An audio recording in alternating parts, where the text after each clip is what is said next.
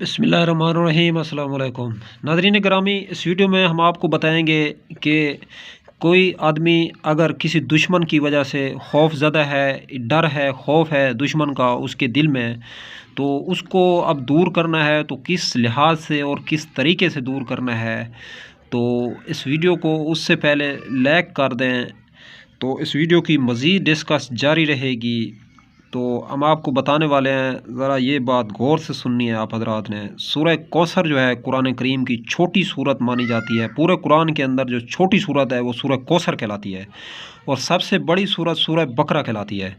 تو سب سے چھوٹی صورت جو ہے اتنے بڑے مسئلے کا حل ہے دشمن کے شر سے۔ دشمن اگر آپ سے طاقتور ہے، دشمن اگر آپ سے مضبوط ہے،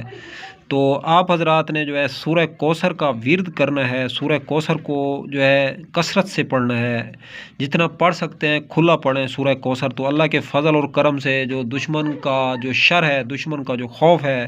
دشمن جو آپ کو نقصان پہنچانا چاہتا ہے، انشاءاللہ دشمن ناکام ہوگا،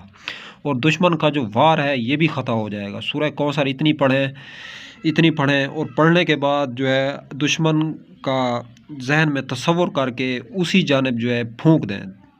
تو اللہ کے حکم سے دشمن آپ کو کچھ بھی نہیں بگاڑ پائے گا ناظرین، سورہ کوثر پڑھنے سے۔